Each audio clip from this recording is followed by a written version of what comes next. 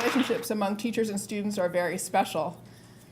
So I'm so grateful. My high school English teacher, Mrs. Penn, is here, and my kindergarten teacher. It's slightly embarrassing. This book has been about like how many places in this country can Danielle Allen cry in public. I was tending to make it through without doing that today, and here I am already at the very beginning. But truly, I mean, teachers are life-changing, and two of my life-changing teachers are here, whom I think about often. In fact, I'm so grateful. I read lots of novels with Mrs. Penn, so in that regard, in some sense, she's probably the first person to have formed my literary sensibility. And insofar as this is a book that conveys that sensibility in some ways, I owe a lot of thanks to you. Thank you. It's a pleasure to be here. It's a pleasure to be home always. Claremont is such a beautiful place. And this book is a Claremont story, so I'm going to share some passages from it with you that I don't share in most places because the Claremont pieces are particular. But let me just give you a little more background and context on the book before I share a little bit. It's called Cuz, which means, of course, cousin, and it also means because. And so it's the story of my baby cousin, Michael, who was arrested when he was 15 on a first arrest in 1995 for an attempted carjacking, and was convicted to a sentence of 12 years and 8 months and served 11 years, and got out when he was 26 in 2006. And I was, at that time, as I call it, the cousin on duty. So Michael and I are from a large extended family. He was the third child of the baby sister of a set of 12 siblings, one of which was my dad.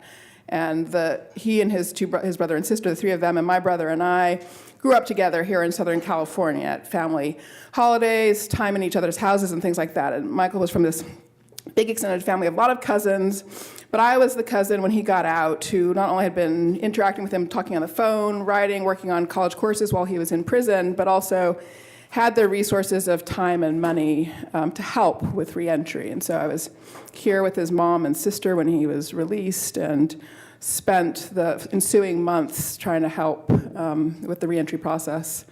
And 3 years after he was first released, he was shot and killed by the girlfriend he'd met in prison, the transgender lover that he'd fallen in love with when he was incarcerated in that period of years between 15 and 26. So he died in 2009, and as you might imagine, the whole thing, it was a pretty intense family tragedy. To lose a kid to a crime and to the criminal justice system is a devastating thing, and to lose a kid finally for good is a devastating thing. Every family has its tragedy, so I don't want to pretend that we have a special case or anything like that, but when he died, we were all left with all kinds of why questions. Why was he dead? Why was he in prison for as long as he was? And the most important and the hardest one, why had this beloved, beautiful kid, bright and precocious, curious about the world, full of energy and goodwill and joyous gracefulness and gentleness, beloved by his family, a family with resources, why had this kid ended up on a street corner in LA holding a gun trying to take somebody's car? So you all know that in the wake of tragedy, the why questions are the torture. And so the book is an effort to answer those why questions. Again, that's why the title because of this, because of that, because of this, because of that. And so that's how the book proceeds.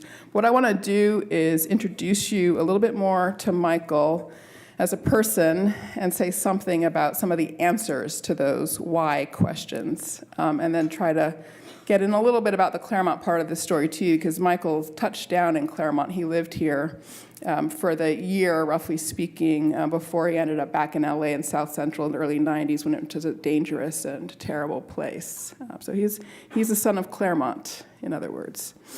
And it matters that his voice be heard. So just to give you a sense of Michael in childhood,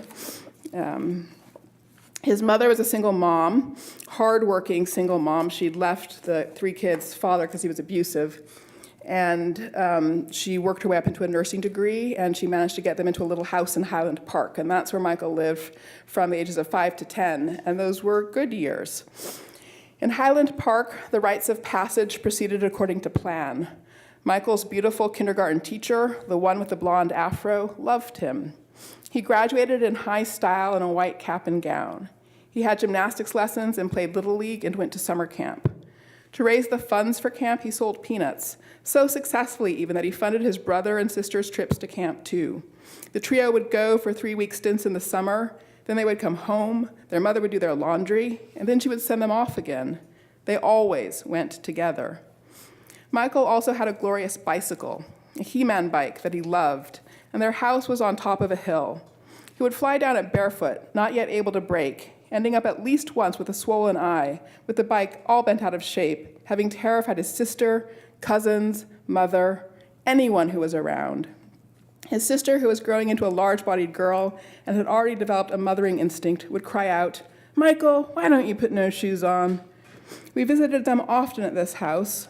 Once a month from 6th to 8th grade, I would go by, so Big Roz's girlfriend, an aunt and her girlfriend, could relax my hair. The only slightly unusual ritual in Michael's life at the time was alitots. Since he couldn't have remembered his mother's drinking, his enrollment in the program must have seemed mysterious. Karen's spirit lightens when she talks about their time in Highland Park and how amusing it was to eavesdrop on the kids' Saturday morning alitot meetings. The trio would gather outside her bedroom door, whispering up a cloud of buzzing bees. They were whispering out their grievances, which, she presumed, were mainly about her. They were a united front, and in this small house, all 4 of them had 5 years they are glad to remember. So Michael was a kid who loved to be outside. He loved the outdoors. He was very sociable, always made friends with everybody. And he also had a bright mind. He always was interested in school, wanted to learn French at an early age, and was passionate about the idea of going to college. When he was arrested at 15, he was a junior at a program at Southwest Community College that was for advanced high school students. They were supposed to get them through high school in their first year of college in the 4 years of high school. And so he completed his GED in the juvenile facility in Los Angeles between his arrest and his sentencing. And then after that, there was always this push for how was he going to go to college? How was he going to go to college? And the California prison system at the time had stripped educational opportunities out of the prisons. You'll all remember the early 90s was the height of violent crime in Southern California. It was the height of fear, reasonable fear, understandable fear about things like carjacking. The 3 strikes you're out law was passed 18 months before Michael was sentenced, and that is the framework against which his sentence was imposed. What happened to Michael is, I always say, it's like the only good thing about the carjacking attempt and incident was that the only person who got hurt was Michael. And it's a terrible thing to stand up and talk about a carjacking done by somebody or attempted by somebody that you love. It's also a terrible thing to have to say that the one good thing that happened was that he was the one who got shot. So his victim got his gun. The police report, the victim said Michael had kept the gun pointed at the ground the whole time. The victim got his gun, shot him through the neck, and he was rushed to the hospital in an ambulance. And on his way to the hospital, he also confessed that he had robbed 3 people the previous day and somebody else a week earlier. This was all out of the blue. There had been nothing like this in his history. So it was a spree. That made 4 felonies that he was charged with. 2 for the carjacking, because he also asked for the watch and the wallet. So each of those things in that one incident was a felony. So 2 felonies for that, and 2 of the 4 robberies that he confessed to. So he was told that since he confessed, if he went to trial and if he was convicted on all 4, he would get 25 years to life. That's how 3 strikes worked. Okay, people don't realize that. You could actually have it triggered, like all that, and that was his first arrest. So he took a plea deal instead, and took the 12 years and got 12 years and 8 months for it. So at any rate, so he went to prison at 15, had finished his GED before he was sentenced to that 12 years and 8 months, and then wanted to go to college. As I said, it was the ratcheting up of penal severity in California at the time, so college opportunities had been pulled out of the prisons. The federal government removed Pell Grant money for educating prisoners and so forth. There was nothing in the prisons other than vocational stuff. So we worked and tried to figure out what could we do, and found finally correspondence courses at Indiana University that he could take, which was very exciting. So he applied and got admitted for the Bachelor's in Liberal Arts Studies. And then we tried to figure out what he was going to take, and we learned that you could only have courses that didn't involve hardcover books. So then I had to call all the instructors and figure out, okay, well, which are the courses that have soft cover books? So I left 2 courses, Philosophy 101 and Lit 101. So Michael jumped into Lit 101. And I should also add, during this period in time, he also served as a firefighter in California's inmate firefighting facilities. You may remember the fire siege of 2003. Michael fought that fire. And it was, I would say that the high point of his life and his greatest accomplishment. When he was doing these college courses and fighting fires at the same time, he wrote this great essay about Dante's Inferno. So he was fighting California infernos and writing about California infernos. And I want to just read you a little bit from that, again, to give you a sense of his voice. The Inferno is constructed like a prison. It is especially similar to the 8th circle. The souls are in pits, which are guarded by beasts and demons. They are being punished in accordance to their sins on earth. Prison is the same way. The sins we committed as citizens are judged according to law, which is based on universal principles. We who are in prison had to answer for our sins, and our lives were taken from us. Our bodies became the property of the state of California. We are reduced to numbers and stripped of our identity. To the state of California, I am not Michael Alexander Allen, but I am K10033. When they want to know anything about me, they do not type my last name in the computer, but it is my number that is inputted. My number is my name. I am K10033. And then just from the very end of that essay, like Dante, I am forced to descend lower into hell to achieve a full awakening. I am forced into depression, scarred by obscenities, war after war, but each war that I survive, I am a step closer to a full awakening of self. My hell is no longer demonstrating what I am capable of doing in order to survive. It has become what I can tolerate and withstand in order to live. I cannot help but to judge those around me. I am one of them, but we are far from the same. Like Dante, I am cursed with the spirit of discernment, which allows us to see the truth for what it is. There are most whom I despise who are truly sick beyond healing, and they should never leave this place. Then there are those who await to fulfill their destiny. I see in them a sincere and apologetic heart for their ill misdeeds. They are the ones who will change the world positively or positively change someone's world. Hell cannot hold the latter of the 2 opposites, but in time will only spit them back out into society to do what is right. The hell that I live in cannot hold Dante. Hell can test and try oneself, but it cannot hold Dante, and it will not hold me. In the Inferno, the dead are trapped forever. Surely the biggest and most important difference in the Inferno and my hell called prison is that I have a way out. So Michael loved to write, and he was a talented writer, and we always hoped that he would tell his own story. So one of the losses when he died in 2009 was not just the loss of Michael, obviously that one was the profound one, but also the loss of his ability or chance to tell his own story. And so there are pieces of his writing in this, and so for me, one of the big parts of the project was figuring out a way to let Michael's voice get out, to have a way out and be heard. And I say that just because I think it's worth all of our registering the fact, you know this because you've heard it before, but this country has 5% of the world's population and 25% of the world's incarcerated people. It's like I'm a classicist. I study ancient history. I'm also a political philosopher. And the first book I wrote was about punishment in ancient Athens. So I've been studying punishment across the span of thousands of years. And I can confirm for you that the world has literally never seen a penal system like the one we've built.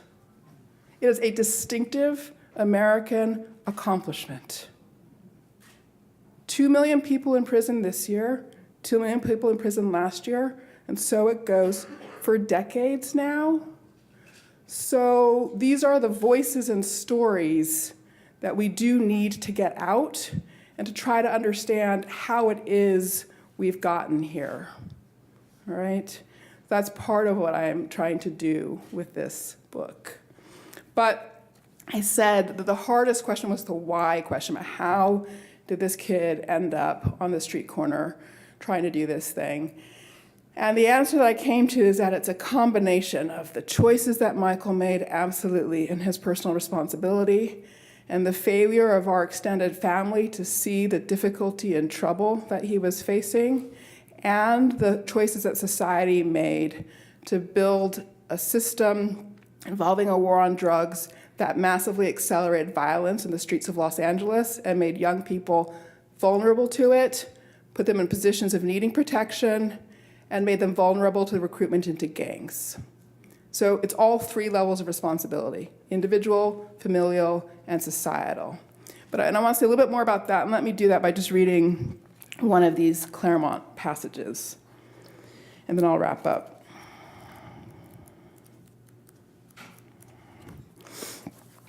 Where were you when you were 15?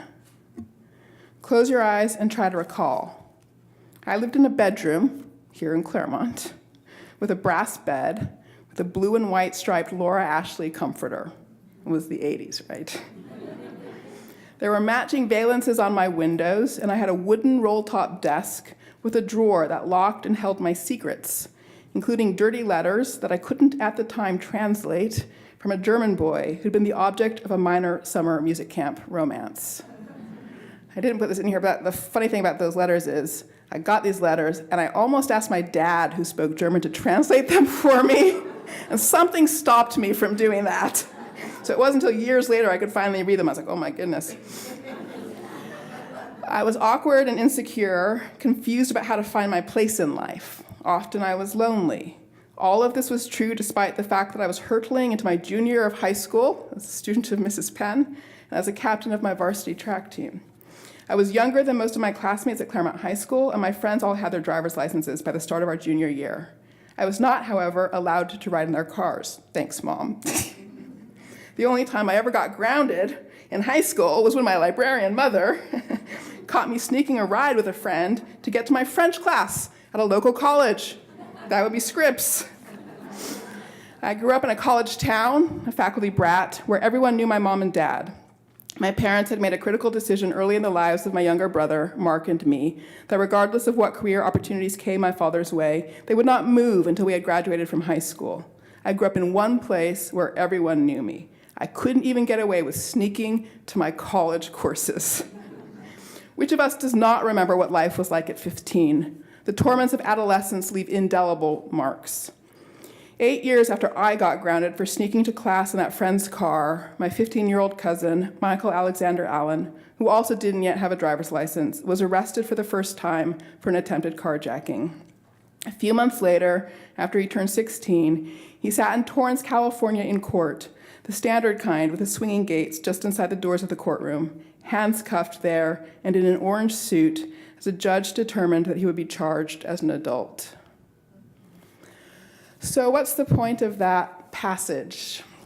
When Michael was 10, his mother met and married a man that seemed, this is a good way forward for the family, so it seemed. But the fellow turned out to be abusive, and it exploded their worlds. And so in the years between 10 and 15, Michael moved from Southern California, Highland Park, to Mississippi, to Georgia, back here to Claremont, and then to Los Angeles. So he had 5 school transitions, all happening in the middle of the school year, not in between school years. And that is that critical period of adolescence I was just describing, where you're trying to figure out who you are. You're dealing with the stirrings of new sexual sort of experiences and feelings. You have a desire for mobility. Michael was disconnected. He had no firm social context. We could see the mobility and the transitions. We didn't understand the abusive context that they were struggling with and trying to get their way out of. And a part of that, and part of this whole story, is about the kind of shame that keeps people from talking about the hardest things and talking about trouble, and the importance of breaking through shame so that we can see what's happening and help people. But so this was where Michael was when he landed back in South Central, all right?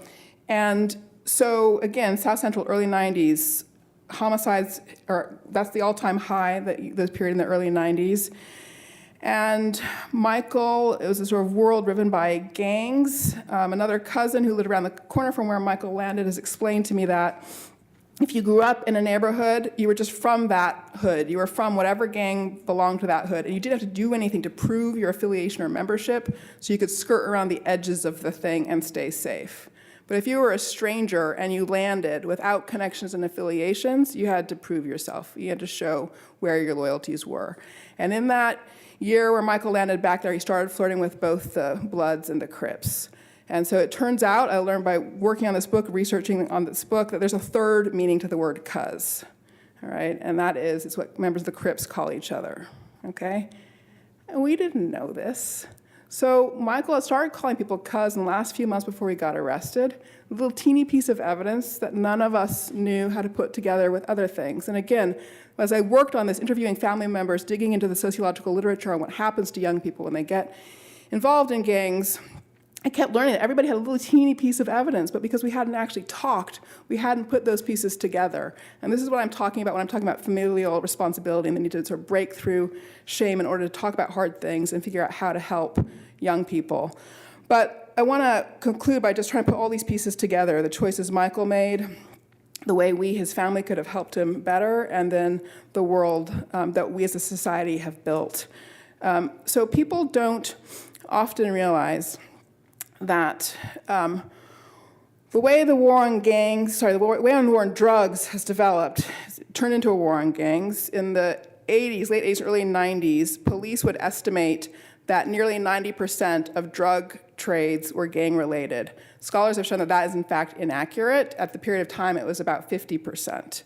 But because of the perception, it did mean that the war on drugs turned into a war on gangs. And what this meant was that the way in which this country was trying to fight narcotics trafficking was by targeting street-level distributors with deterrent penalties and so forth. It's a way of trying to break up the process. But what's the result of this? If you just stop and think about it for a minute, you'll realize, so who cares what happens to street-level distributors of drugs? Who cares? The cartels care. Because how much money are they making? Who here knows how much Americans spend out of pocket on illegal drugs every year? Does anybody know? I've been talking about family secrets. This is our national family secret. $100 billion every year for the last decade, okay? And none of us know this, right? There's a RAND study that was commissioned by the White House where that data comes from. Right, so okay, that's the size of the market we're talking about. You're not gonna let control of your distributors go if that's your market. You're gonna counter the power of the state with your own system of sanctions and violence. And that's the structure that the gang world got pulled into. And that's the source of the violence. It's actually a fight between the sovereign state and what I call the parastate. And young people, ages 10 to 14, get caught in that. And they need protection. And they seek it the only place they can get it on the streets, which is from gangs, because we've abandoned them. So if I have a message at the end of the day, it is about the 10 to 14-year-olds and our failure to build a world in which they're safe. So I use the image of a degree of difficulty to talk about how you can think about the relationship between individual responsibility, Michael's bad choices, family responsibility, our failure to see his trouble and help him, and societal responsibility. I love gymnastics. I don't know if you guys watched the Olympics last year. There was a lot of talk about this gymnast from India named Deepa Karmakar. I've probably pronounced that incorrectly. There was all this talk because she was going to do this move called a protonova, which has the highest degree of difficulty in gymnastics. And the talk about this is like this. It's like, either she's gonna make it or she's gonna break her back. Like, those are the alternatives. Like, you either pull it off or you break your back. And that, I think, is sort of the degree of difficulty that a lot of young people in urban contexts face. Yes, kids can make it. They can overcome. They can master that degree of difficulty. No question about it. But if they don't, they're gonna break their backs. Whereas I, sitting in Claremont, with a stable family, lots of opportunities, college courses right here, not moving, I had the same desire for mobility. I wanted to sneak into my friends' cars. My cousins and our desires were very similar at that age of 15, but I acted mine out in the context of a very low degree of difficulty environment, and he acted his out in the context of a very high degree of difficulty environment, all right? So, he made bad choices, I made bad choices. His were much more significant than mine, without any question. And then the consequences for his bad choices were much more significant than mine. So, yes, his responsibility matters, our family's responsibility matters, but I think our whole society has a responsibility to rethink the war on drugs and the approaches to criminal justice that have flowed from it. Thank you.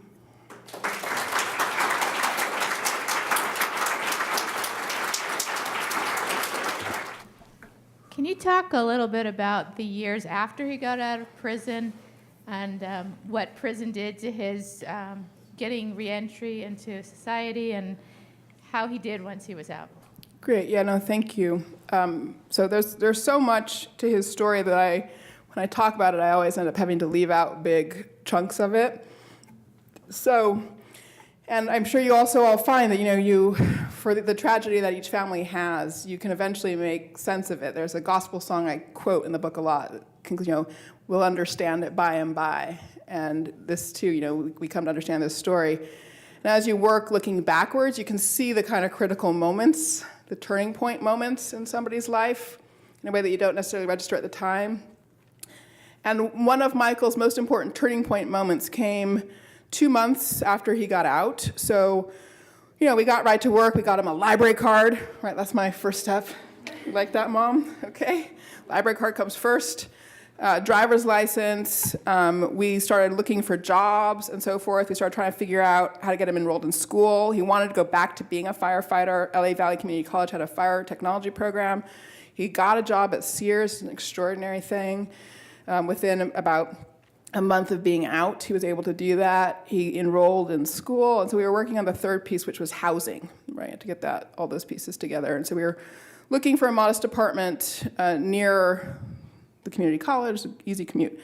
We found the perfect little place, inexpensive, he could afford it on his Sears wages, tiny little sort of, converted garage behind a home. And the two most generous landladies who were willing to give this kid a second chance. An act of grace on their part.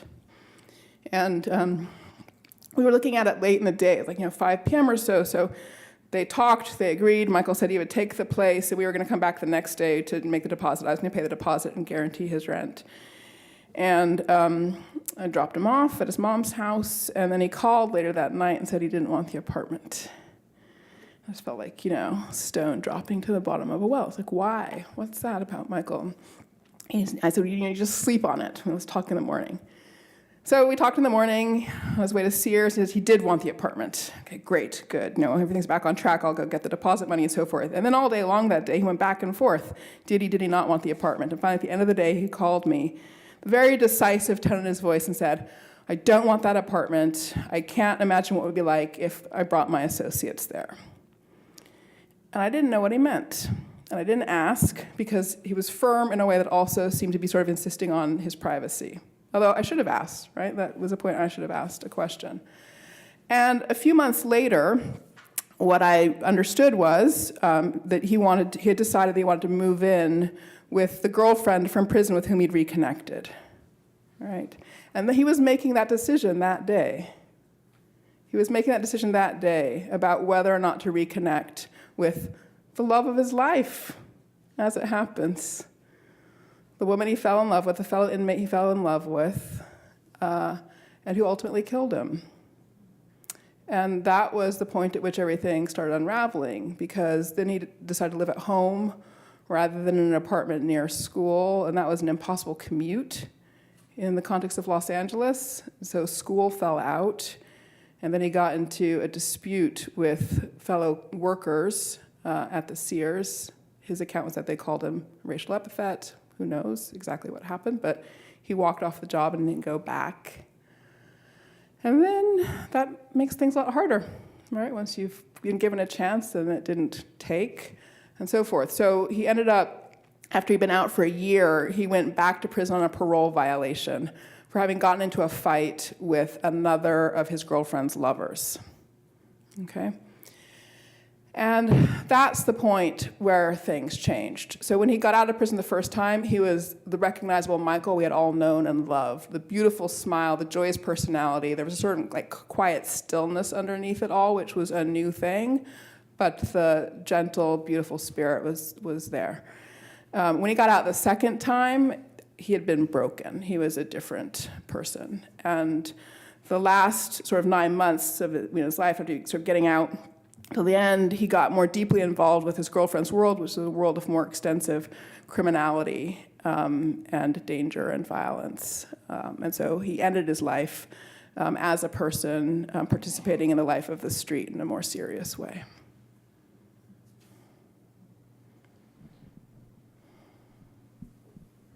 Professor Allen, thank you so much for coming. So I'm part of Professor Series' class here, and we've been reading 2 of your books in our classes. I have 2 questions for you today. The first one being, this is a very deeply personal book, as we've talked about.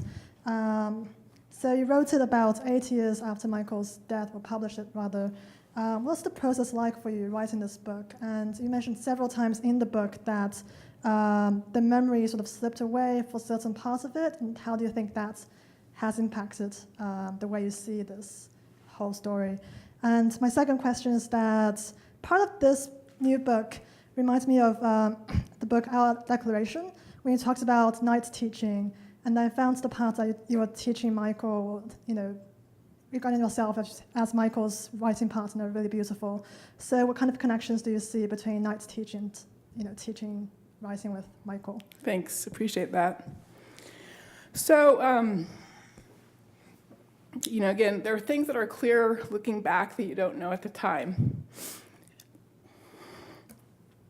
Sorry. So, something that's become clear to me is that pretty much the whole of my intellectual life has been structured by and marked by Michael's experience in ways that I couldn't even know. Not just Michael's experience, but California's experience. In a sense, I said I'm a classicist, okay? I study ancient Greek history. As Vanessa said, I wrote this book on punishment in ancient Athens. Really, who thinks that's relevant? It's super relevant, actually.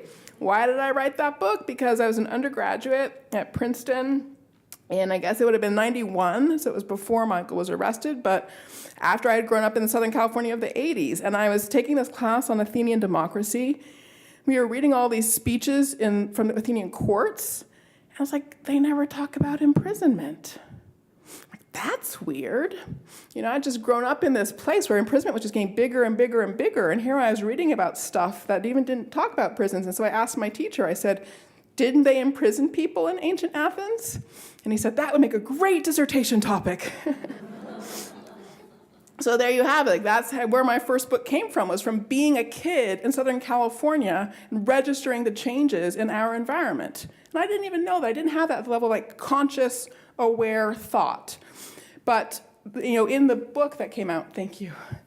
The book that came out from that, the introduction does spend some paragraphs on 3 strikes laws, because I could tell this was one of the most important things that was happening in California. And I had hopes that it would be mollified by jury nullification, which happened in the beginning, but then fell away. At any rate, so the point of saying all that is to say that then when I got to the University of Chicago as an assistant professor, I was really frustrated. Mike was in prison by then. I was really frustrated by teaching all these incredibly bright, wonderful, beautiful kids on this campus whom I loved, but knowing that there were these other kids out there who were hungry for learning and couldn't get it. So that's why I started doing the night teaching. It was I think it was my way of teaching those other kids. They were people who had, they were adults now. They'd been on bad paths, and now they were ready to get back to school and so forth. But it's I've consistently throughout my entire career as a university educator, I have felt the absence in my classrooms of young black men.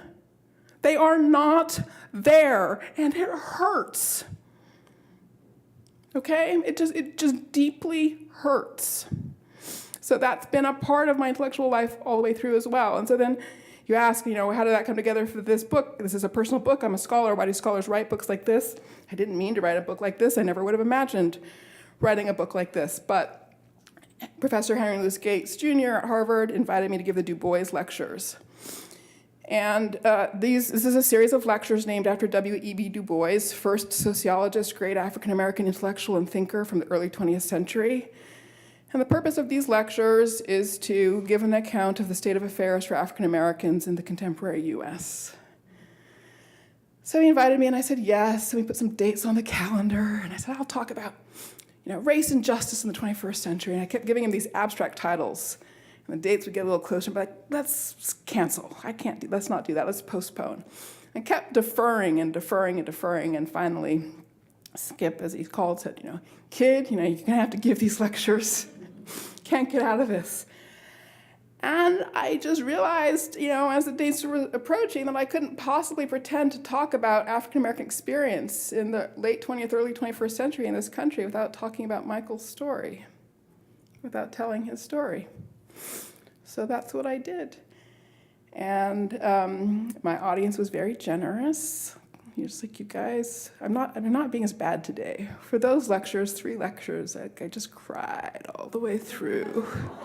All 3 lectures. But why? Because the truth is, my family hadn't even ever talked about what happened to Michael after he died in 2009 until I started working on these lectures and going around interviewing people. There are lots of reasons we hadn't talked about it. I'm sure some of them are particular to our family. But I do think part of them are just how hard it is to break through the shame of saying, talking about my cousin, the attempted carjacker, and standing up in public and saying that. And the most astonishing thing about the lectures was that afterwards, the number of people who came up to me and said, I have a family member in prison and I've never told anybody. And that was white people as well as black people. And I realized after lectures like that shouldn't have been surprising to me, because again, if there's 2 million people in prison, and everyone is related, of them is related to I don't know, maybe somewhere between 6 and 20 people probably, right? That's a heck of a lot of people who are directly affected, as we sit here by the experience of incarceration. So anyway, that was a long-winded answer to your question. Sure. I think we have time for one more question. Hi, I'm Janelle. I'm also part of Professor Siri's class at Pomona College. I actually had the experience, I'm from Chicago, so I was at UChicago a lot in high school. But I was just wondering if you could possibly talk a little bit about your experience in terms of the neighborhoods that surround UChicago. And you talked a little bit about how you haven't really seen a lot of black men within your courses. But within, so for those of you who don't know, in the area of UChicago, there is Hyde Park and the neighborhood of Hyde Park and Woodlawn as well. But could you talk a little bit about how you think that reflected kind of the rest of your teaching, as well as kind of your thoughts after UChicago, continuing on to Harvard and reflecting on your Claremont experience? Sure, no, thank you, appreciate that. So when I first got to the University of Chicago, which was, I guess, January 1998 probably, I loved it immediately from the point of view of the intellectual life, the academic life. It's an incredibly intense place. Vanessa knows all these workshops, work in progress, very agonistic kind of intellectual environment, but your ideas come out of there stronger than they could out of any other possible context. At the same time, I could feel my brain kind of growing in that University of Chicago context. Most of my brain, I could feel another part of my brain shrinking. And that was the part of my brain that attends to my social environment. And I could feel those muscles atrophying. And I mean that quite literally, because I got there and I remember people giving me lessons like, don't drive here, don't go there, and so forth. Don't visit this part of the neighborhood. And it literally felt physical. I could feel my brain shrinking. And this felt bad, like a bad idea intellectually as well as personally. And so that connected to why I started doing the night teaching, which was to connect to the community around the university, low income, mostly African American neighborhood.